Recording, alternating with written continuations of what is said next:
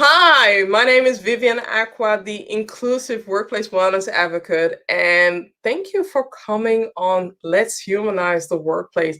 I can't even remember how many episodes I've done, so I'll do that the next time, but I definitely did more than 100 episodes, but I'm really excited about the guest speakers of tonight, but I'm also excited about the previous guest speakers who have shared their insights and really want to inspire you as a self leader, as a leader, as a manager, but also as a professional to really do better and humanize the workplace from within your span of control. So I want to talk about something that really impacted the world, because I guess by now you have heard about the blockage of the Suez Canal somewhere in Egypt. And I noticed also a trend on LinkedIn. I'm going to show you something. Let me see. It's not working. Yes. Okay, this image. If you haven't seen this image, then welcome to this image, because this is how people are perceiving isms. And even though it says systemic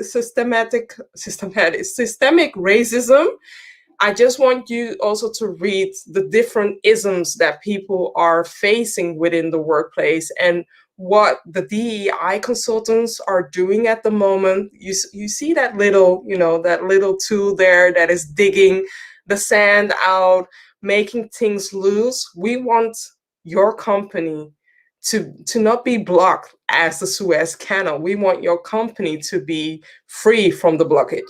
So when you're saying that you want to do better, but you're not walking the talk, I really want you to hold up a mirror.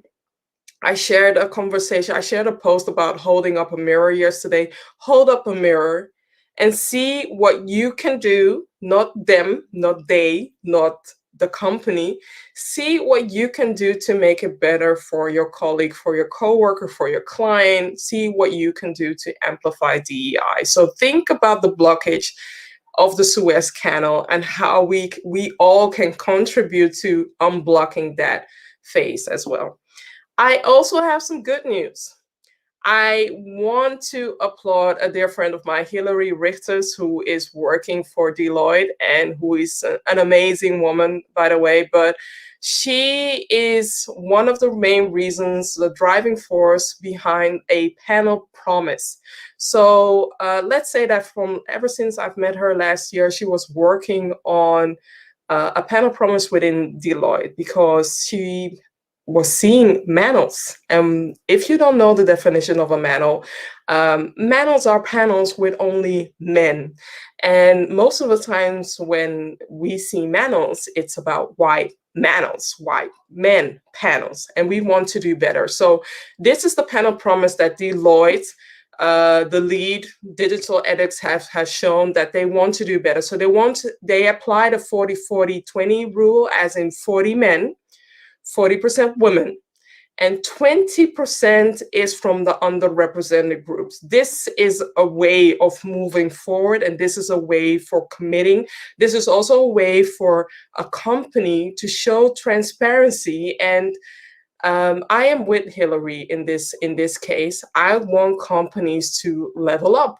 So this is an easy, case that you can copy paste, where you are committing your future panels, your guest speaking options. See if you can commit to the 40-40-20. So 40% men, 40% women, and 20% from the underrepresented group. That should be easy to commit, right? So going forward to the panel, because today's conversation is inspired by Beth Anne Campbell. She is an author. I will introduce her later, but she's an author of Where the Hell is My Bacon? And she will share something about that. But today's topic is also about who moved my bacon or who moved the cheese. And I'm going to bring them up one by one.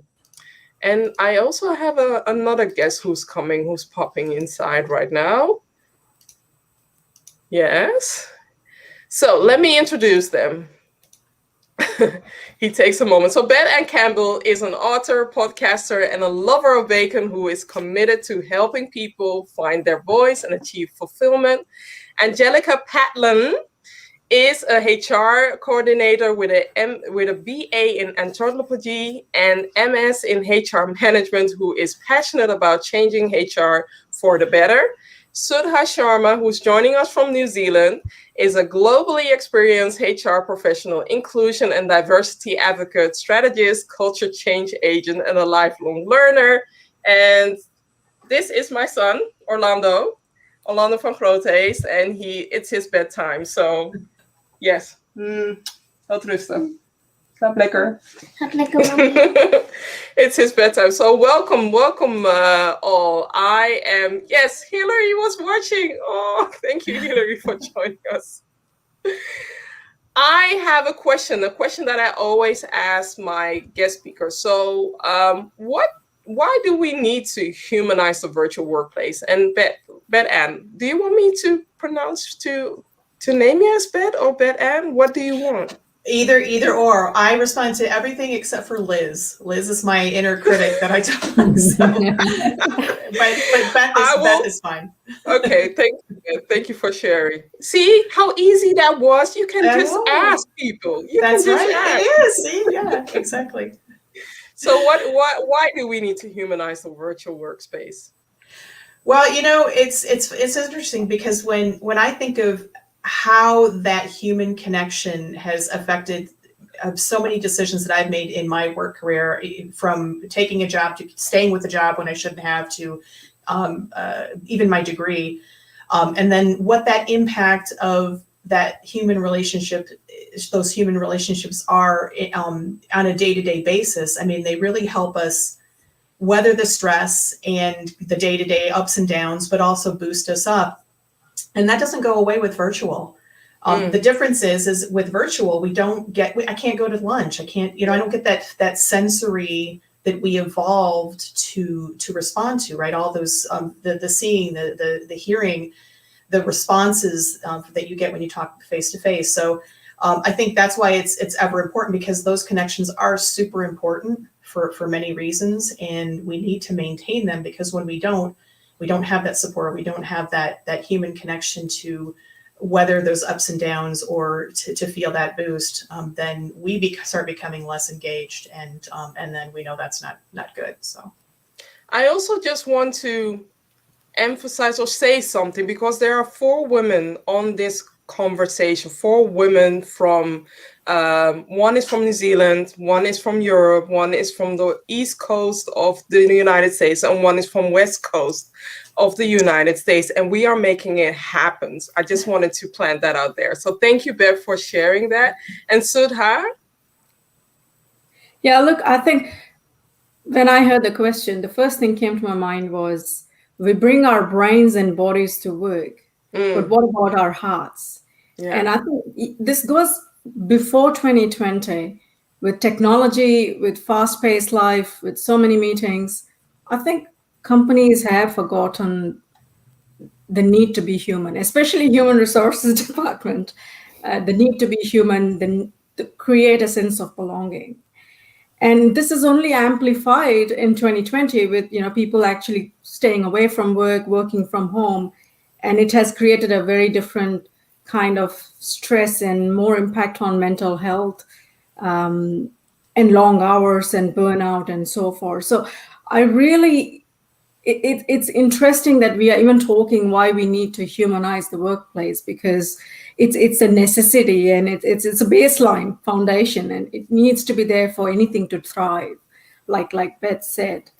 And companies are looking at employee experience, and they want to improve their brand and provide, and they want to do it in a real meaningful sense, not just as a for the sake of doing something. But companies are, like you said, about the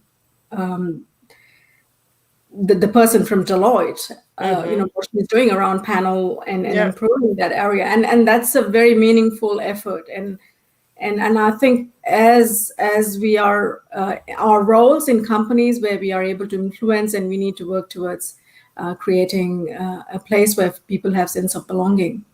I love that. And also I love that you shared something about Hillary, because she shared with me, I hope that she doesn't mind, she shared that it seems small, but I told her this micro action that you're taking to challenge leaders or to challenge your company from the inside out, it has a macro impact. And if I can do something to, amplify that message, I can do that. So that's why I shared it here as well, in the hope that more companies are going to step their game up. So the micro actions. We should never belittle the micro actions because you never know what kind of macro impact they can have. Thank you. And Angelica? Yeah, so I think, what Beth Anne and Sudha have said is spot on. I think for so long we have separated ourselves at work. We bring our professional self to work, we leave our whole self at home. And partly it's because of what we think of as professionalism, but it's also about the structures that companies put in place. Does that sense of professionalism, does that company culture actually encourage people, not only encourage, but also support, amplify, and nurture people bringing their whole selves to work? And I'm going to say no. And the pandemic really showed that, because now you're in people's homes. I mean, look at us now. We're in each other's homes. There's no escaping real life. And I think, now we've kind of seen that we haven't been humanizing the workplace. And I think while the pandemic has made strides to really improve that, we're still not where we need to be, because we still have people not being their whole selves, even at home. So yeah, I think we need to humanize the workplace, because we are not separate people when we go to work. We're ourselves, and we have to be able to be ourselves while we're at work. Exactly. Thank you for sharing. I also want to highlight a comment from Hillary. She's watching. Yes, I couldn't have said it better. And thank you, Hillary. You are as well. And she shared also, especially the points Sudha make. If you have the position of influence, use that to make the workplace better for others. So thank you. Thank you for highlighting that as well. And I also wanted to highlight, you all bring in different perspective of how we can humanize the workplace. But I also have to share something, because for the people who are watching for the first time or listening into this podcast, this episode, this show started because I was in something part-time. I'm not going to elaborate. I'm not going to share that, but I was facing a situation where I was being dehumanized, and out of the frustration, instead of calling it the dehumanizing the workplace, I want people to feel inspired about how they, and not the leaders, not only the companies, but we all can do better to create that situation where we all are responsible for humanizing the workplace. Because it's not only about the leaders, it's not only about the company, we all are responsible for the workplace culture. And when we are made aware of that, we can all look into ourselves and we can all uphold the mirror to do better. 100%. So, yeah. Thank you. Going to Sudha, can you share why we need to focus on engagement? Why does it matter for people in the workplace? Look, I think engagement as a lever to improve people's motivation and inspiration to do a better job at work has always been there for many years. And in fact, back in, I think, 2013, there was a Gallup survey which said 85% of the workforce worldwide is disengaged.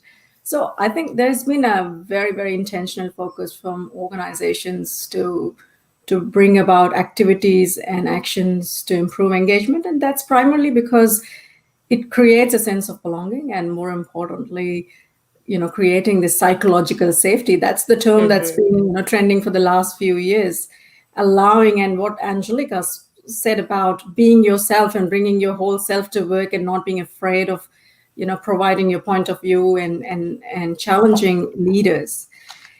And I think that's engagement is needed.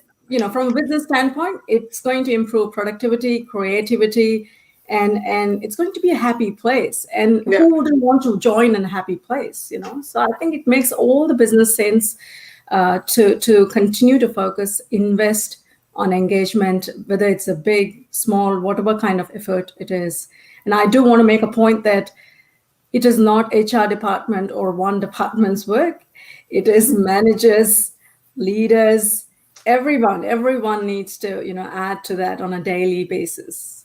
Exactly, but give people the toolkits as well. And also regarding the Gallup survey, because Gallup did that survey for, I don't know, it's 2018 or 2016. Don't pin me on the year.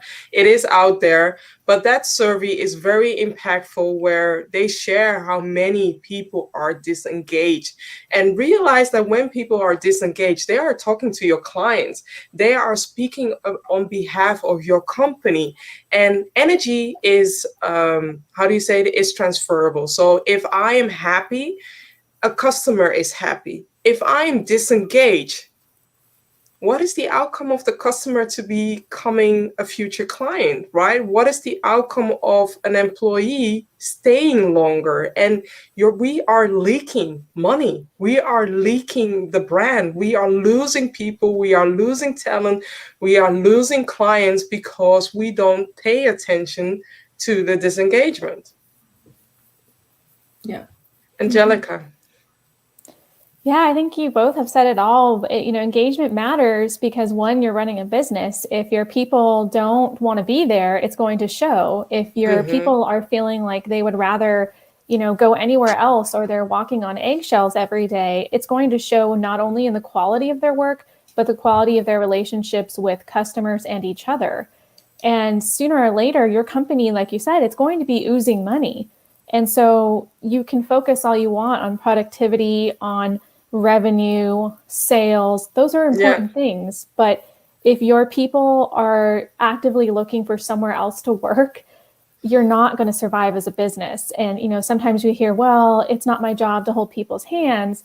That's true. People need to learn how to, advocate for themselves. But we also, like you said, have to provide that toolkit. We need to help people understand how to advocate for themselves.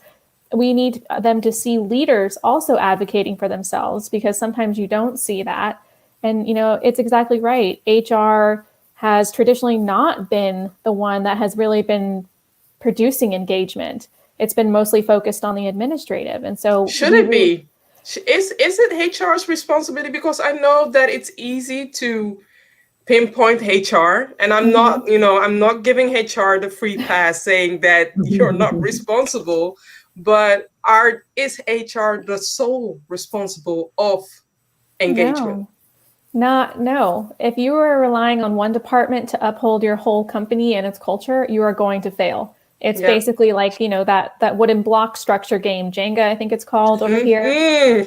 You're basically putting your foundation of your company on one department, one block. Eventually, it's going to fall down because nobody else is helping support that structure. I love that. Yeah, it's not one department.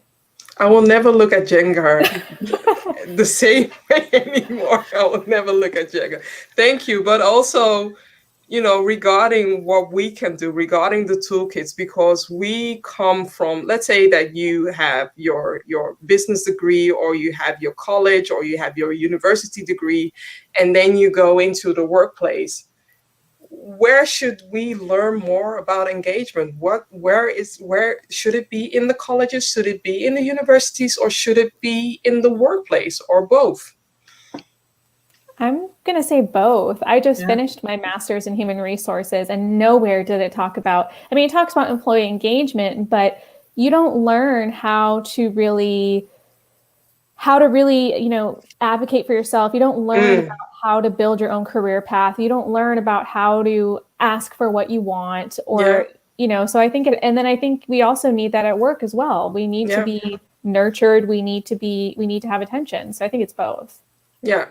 And nurture and attention does not mean hand-holding. You're supporting the next generation to stay within your company, to become your next, advocate, or to become your next ambassador. And when you have your next ambassador or advocate, that means that you have to spend less money on advertising, because they are advocating, they are rooting, they are tooting their horns because you are creating that workplace that they want to work for. Beth. Yeah, so all of the above, and I'll just say regarding teaching. I'm not in HR, but I don't think we teach enough of that employee engagement and emotional intelligence. All of those things that are not very clinical, but all of those things, and we a lot of times we focus on the company because there's a huge impact to employee engagement to a company, but there's also, and I'm sure we all can say this from experience, there's a huge impact to ourselves because when we are not engaged, when we are not committed to the company, we're not fulfilled, whatever it means, the stress goes up. We get into indecision, imposter syndrome. Sometimes we have to. It's so bad that we have to leave jobs, and then we leave a stability and maybe even a good income. Those relationships, which are so important, that humanizing. There's a lot of that involved in here too. So I think, in addition to the impact to the company, because of course we know it all starts where the money is, right? So if it's going to affect your bottom line, and it does, I think that's why it matters to companies, but it matters to people because it does have a real impact on our health and our mental well-being. So I also wanted to add something on what you shared, Beth, because sometimes people leave when they are disengaged, but sometimes they stay within the company. Yeah. And that presenteeism is killing. It's killing because they are killing somebody's soul from the inside. Mind you that when somebody is highly disengaged and they connect themselves with somebody who is new, that person will think, well, I'm not going to stay at this company because apparently this is the vibe that a lot of people have. So really look into rotating, give them promotion or give them something else to do or give the dynamics. If somebody's staying in a job position for too long, is the job variation, is the job fulfillment in itself, is it something that they can become innovative, become creative instead of doing the same thing over and over again? We are not robots. We are not built to be robots, and we can never replace robots. So please have fun in what we're doing as well. I see a lot of comments. So yes, okay, preach. Thanks, Monique. Monique was a previous guest speaker as well. So preach, Vivian, Acquah. Let your employees be your brand ambassadors. And Hillary is sharing, as beginning my experience, we need to start a conversation on how diversity contributes to the success of an organization or the lack of the failure of the organization. Thanks, Hillary. People start to listen then, and still it is not easy if you're standing alone in this topic. And I know I'm deflecting from the questions, but I still want to address this because for so long, we have to provide a business case regarding diversity, regarding inclusion, regarding equity. But it also got me thinking, is there a business case for the current situation, for the status quo? Is there a business case for boards being homogeneous? No one asked for a business case. No one asked for one. I think there is an invisible one. I think people know what serves them well. It's all about power. What gives me power, I will not question. So I think there is an invisible business case, but it's for certain people. So I think that's why we don't talk about it, is because the people that benefit from the most want it, and that's their business case. Power and profit. Yep. Love that. Thank you for challenging me, Monique and Hillary. Going to this question, I have to ask this question before the end of the show, but what should companies do before moving the bacon and the cheese? And I'm going to start with Beth because this had to do with Beth's book. Beth is an author, and she wrote the book, Where the Hell is My Bacon? And Beth, can you maybe share a little bit context about the book and the title? Sure. Yeah. So the book is Where the Hell is My Bacon? And it is this true story. I lived it, and many others lived it in my previous job, about a very stressed out, disenfranchised a technology department. They're going through some really, really ugly times. Morale was low. Everybody was afraid of losing their jobs. We were outsourcing. And at some point during the middle of this utter chaos and fear, some brilliant, I say in quotes, executive decided that it was time for a health mandate in our cafeteria, which happened a lot, and you just get over it. But this was really bad timing. So I would say my first answer to your question is consider timing for any decision that you make. But it kind of erupted. Somebody was lamenting in our company social media about the loss of bacon from the menu on the salad bar, and it exploded. And it really was a kind of a microcosm of all of the other things that were going around us, that people didn't feel comfortable speaking out against the outsourcing and reorgs and new executives and not being heard, but they did feel comfortable talking about bacon. And you could kind of see as this story unfolds, the anger coming out. But it was very triumphant in the end, and it did involve bacon. So I think I like to think of it as sort of the who moved my cheese for 2021, because to your point on your question, I think people are tired of being told, here's how you can deal with bad decisions. You know, whether it's moving my cheese or removing my bacon or a reorg or outsourcing or whatever it is. They're tired of being told this is the decision, and here's how you can deal with it better. I think they want to be a voice. They want to be a part of that process, especially when decisions are made that directly affect them or that they have expertise in. They just want to be asked. They want to be a part of the success and not just a means to it. So I think that was kind of the message of the book, is that people found their voice and said, no, we're not just going to let you tell us that this is going to work out okay. We want to be a part of this. We're tired of the change happening around us that we don't have any say in.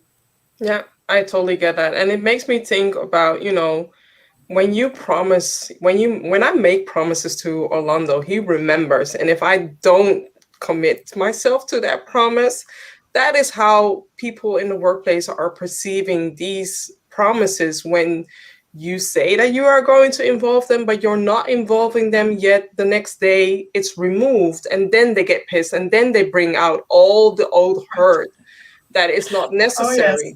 That is not necessary if you had involved them. Angelica, what is your tip for companies to do before moving the bacon or the cheese from the menu? Know your people, know what they're going through. I mean, I think, just listening to that, I've been through similar situations. It wasn't with bacon, but it was just, other things. And I think what it comes down to is just really, truly know your people, know what they're going through, but also know what's important to them. And that sounds so simple, but it's rarely done. And it can make the biggest difference to your employees to know that while the situation may be sucky and it may not be turning out the way that we all want, at least my leader knows me, took the time to understand what is important to me in this moment, and tried to figure out a way to work with me so that it's not just a situation like Beth Anne said, where I'm just told how I should feel and this is how I'm going to move forward, I guess, because that's what somebody's telling me.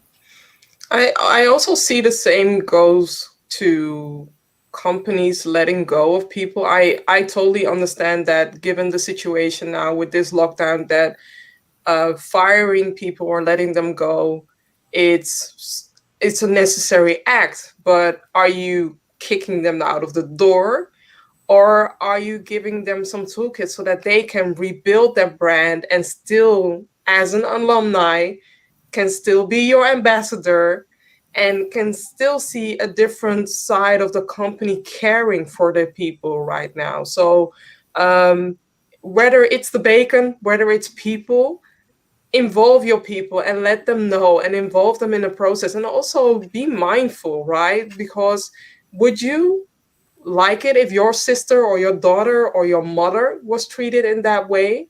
If not, why are you treating your people that way as well? You're here. Sudha. Yes, I think, I'm a great fan of Simon Sinek. And, one of the things we have learned is in a situation like that, starting with the why and explaining the situation to the people that we work with will actually kind of help you win half the battle, saying, this is our situation. We are figuring out what to do about it. Yeah. And I think people are very smart, and they understand companies going through, struggle, especially in the last 1 year in sectors like tourism, retail. It's been pretty bad. And in terms of, what Beth spoke about, involving their perspective in decision making is one question that we ask every year in the engagement surveys. But then we get a score, but how does it happen tactically on an everyday basis? And I think it comes down to not just at the top level leadership, but across the middle managers and below that, on everyday small decisions, what task I'm allocating to a team member, to, bigger decisions like, firing someone. And I think having that opinion, feeling consulted, makes people feel respected. And I think that's about humanizing the whole process in itself. And that's my recommendation to businesses, to be consultative, bring them along the journey. People will understand. Yeah, what I hear is transparency. What I hear is accountability. And what I hear is sharing your actions about what you are going to do, because I have had my share of surveys. And to be honest, there are some surveys that are that work really well. And there are some surveys like, okay, you are just asking me just to tick the box so that you have asked me. But at the end, there are so many people that are not involved in filling the surveys anymore because they know that what's going to happen, my voice doesn't matter. And I want you to really be aware of what you're doing and what you're asking and how you can ask things differently, and really own up, hold yourself accountable. Again, hold up the mirror and take your steps that you need to take as well. So I want to go back to a different question that I want to ask, because we have looked into why engagement matters, but what can leaders do to boost employee engagement? And I will start with Angelica. Yeah, so I think leaders really have to start with within. I think it's so easy when people get into leadership positions to think, okay, now what do I have to do? I have to tell these people to do X, Y, and Z, but we don't tell people. As a leader, you don't tell people. Yeah, I mean, there's a difference between managing and leading. And I think, you have to start by looking within to figure out who you are as a person. What are your strengths? What are the things that you should probably work on? Because those are going to show up in how you engage your people. And if you're not aware of, some of the things that you need to work on, it's really going to affect the way that you are able to engage with your people. People are going to pick up on that. People are going to notice. And I think, once you start from within, then you can start outward and start understanding who are these people that work for me. Not just, that's Sally in finance, but Sally who has 3 kids, who, has an elderly parent at home, who, you want to know who your people are, because I know that I've been in workplaces where I just feel like employee 1, here's my badge number, thanks so much. But my leader doesn't really know me, and that really affects engagement. So I think leaders truly have to get to know their people past what they do for you and really know about them and what you can do. Now I'm going to put the hat as the leader. If I am a leader, which I am, but when I'm the leader in this case, what would you tell me? Because now you have shared this advice. What's the next step? Where can I go to get what you just shared? What do you mean? Like to get to know your people, or to get to know yourself? How can I do that? How can I learn to get to know my people? I think it's all about just getting outside of your comfort zone. And sometimes that's your office. And right now we're in a virtual place, but that could be, reaching out to somebody for a virtual coffee, or even just a coffee chat. People might be, a little bit exhausted being on video. So, reaching out, stepping outside of the norm, and understanding that might look very different than the type of leadership you've had before. I know for me, it's been about really unlearning the type of leadership that I thought was a leader and relearning, so it's okay that I can do this. Like I can reach out to people. I can, be vulnerable. I can be a person. So yeah, definitely starting there and understanding that it's okay to unlearn what you thought before. Thank you. Sudha. Well, I think Angelica picked up on self-awareness right away. And I think leaders need to recognize their influence, their presence is zoomed. It's in Zoom. People observe everything that leaders say, do, behave, and virtually it is multiplied, because they don't get to see them, but then there's this voice going in their head that I haven't spoken to my boss. It's been 2 weeks. He doesn't even care that I'm still around. Things like that starts coming into your head, and I guess for leaders, they got to be one, as I said, psychological safety. What are some of the tactical actions leaders can do on a daily basis to provide psychological safety? For example, if someone makes a mistake, don't penalize them. Probably advise them how they could have gone about doing it differently. Give them a bit more slack, so to speak. And most importantly, the work, especially in the virtual world that we are in, the annual goals is not going to work. You can't have a goal setting process and then forget about it. I think it's important to give smaller chunks of assignment and maybe monthly targets or achievements, so that people feel nice about reaching the milestone, and how the leader is able to help those people by removing the obstacles along the way for the work that they are doing. Yeah. And lastly, around recognizing that there has been a huge Zoom burnout across the globe. People don't want to put on the camera, don't want to dress up nicely just for the sake of sitting in front of the computer. Because I know my husband has been working from home for almost 1.5 years, and he spends 14-15 hours in front of the computer. And sometimes it's like he forgets that he's at home, because it's just computer and him.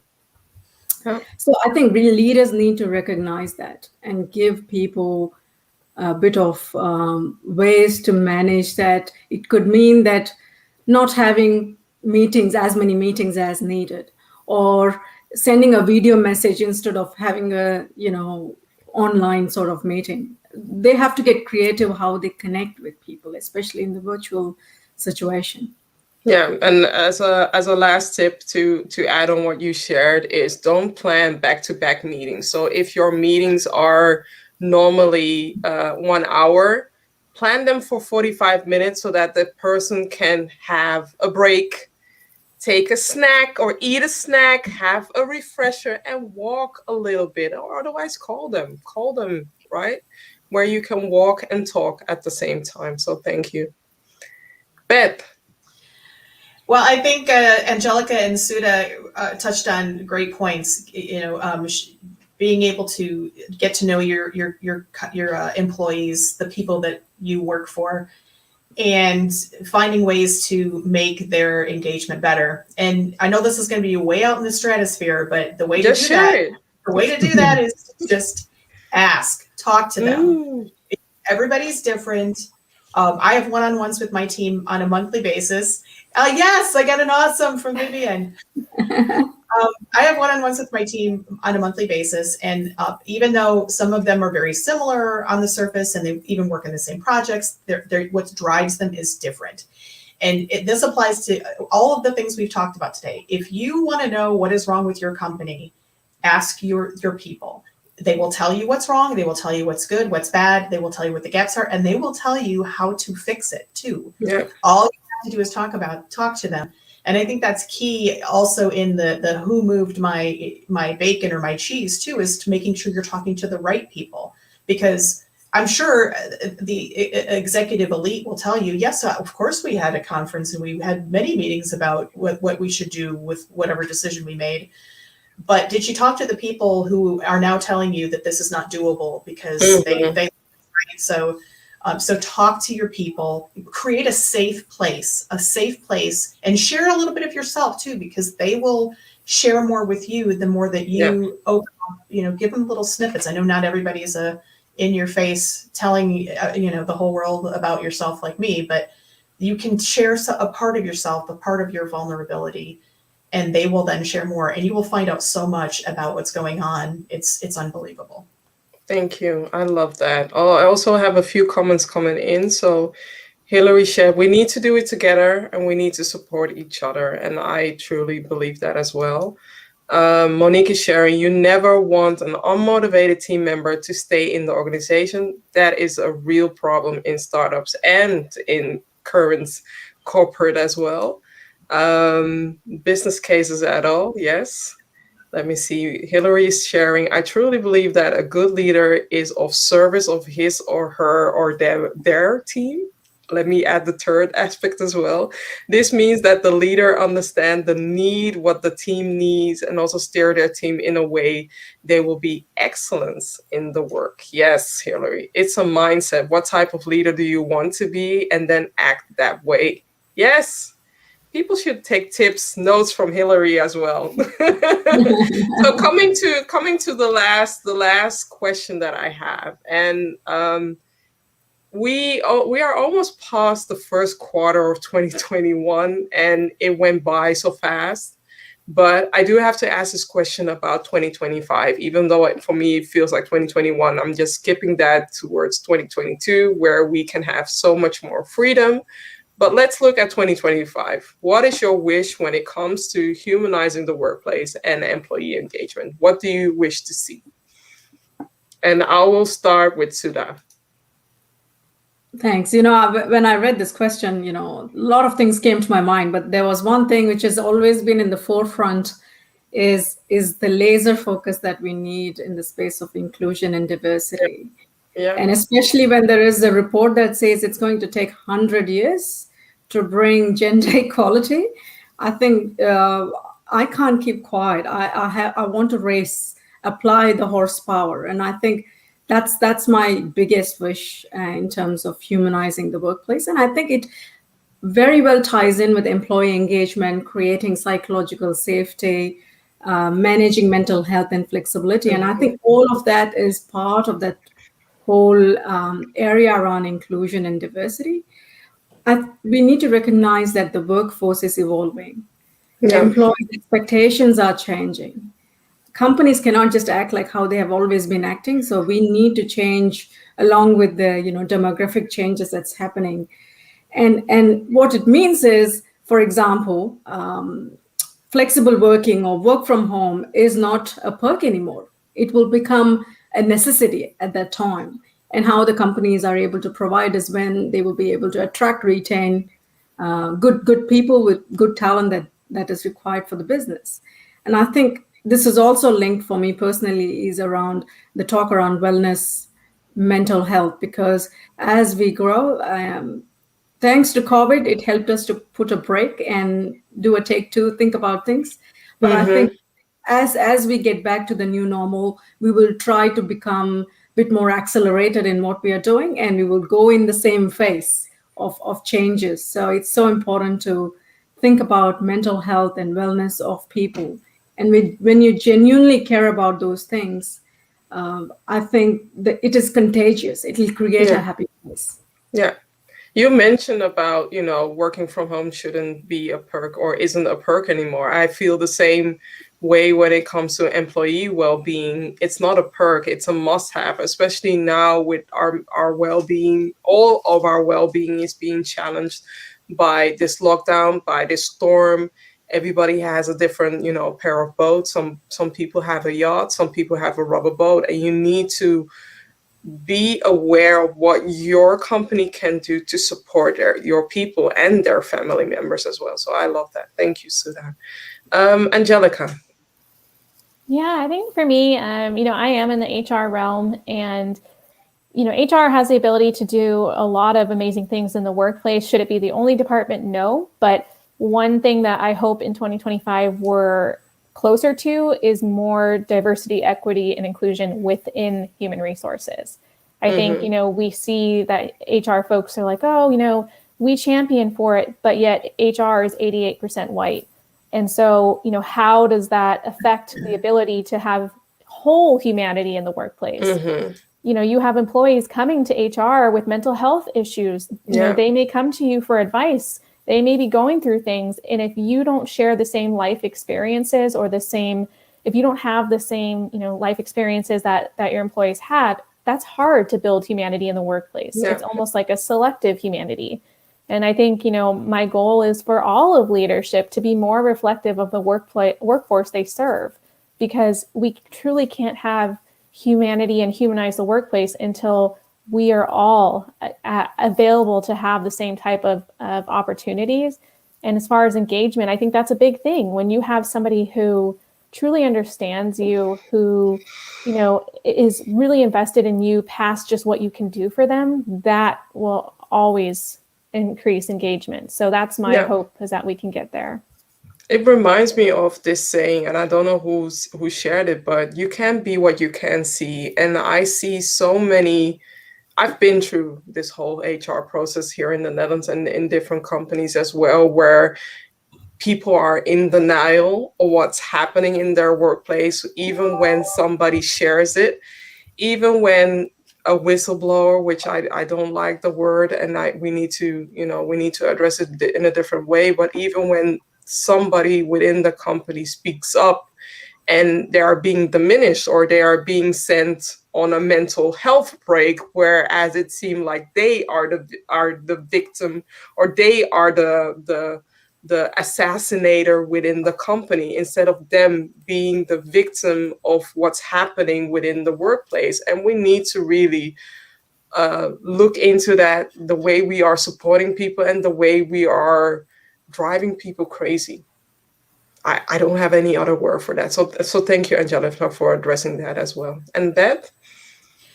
Yeah, my wish for 2025 is that every employee is able to find their voice, and whatever that means. It doesn't necessarily mean a physical voice, but just able to find their voice and speak out against the changes in their workplace that are not for the better, or that they don't understand, or they need more information on, and they speak for those changes that need to happen, that are for the greater good and for the good of themselves and the company. So I just want everybody to be able to have a voice. And be able to advocate for bacon, right? Of course. Of course, my wish is for everyone to have free bacon every day, but that too. No, someone shared with me. When I shared this episode, the title of this episode, my friend Marjolein, she shared with me, you always have a reason to talk about food, but if you know me, there is a way about me addressing food, and there is a way about me connecting food with the work that I do, and there is a way for you to, marinate, for you to consume the information that I'm sharing. So I always come with a warning. I do talk a lot about food with the work that I do, and it's a great way to connect with people. So when I saw Beth's book, it was for me a no-brainer to have her on the show and to have this conversation as well. So thank you all. I'm seeing Monique. Monique is also sharing something. She says that video messages are awesome, voice messages are awesome. There are so many different ways to connect with people. There are so many good ways to highlight people, and also see that, and also, I don't want you to kidnap your people with Zoom conferences or with Zoom meetings or with virtual conferences. So be very mindful.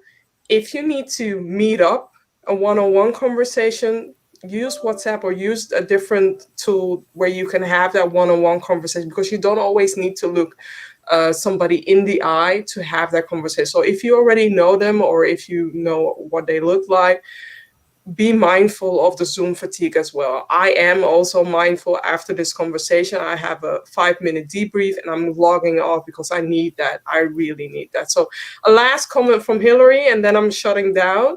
It is possible to relate as a leader to every team member issue they go through. But as a leader, you can be open and approachable for everyone to listen without judging. Exactly. Start with the question, how can I help? Hillary for president. Yes, got my vote.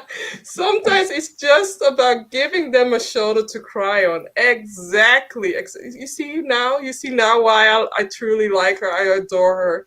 And thank you all for sharing amazing insights, but also actionable, bite-sizable insights for people, leaders, managers, self-leaders, employees to really step their game up and do better when it comes to employee engagement. So thank you. And next week, I will be taking a break, people. I need my recharge moment. So next week, I will highlight a few conversations that I had in March. And the week after that, I have a different conference, but I have something sweet, something nice. I did a conversation with Michael Groenewoud. If you don't know him, I will make sure of it for you to get to know him, because we had an interesting conversation about AI in recruiting. So until next time, thank you all for joining this conversation, and I wish you the best. Bye. Thank you, Vivian. Thanks, Thank everybody. you. Thank you, everyone. Bye-bye.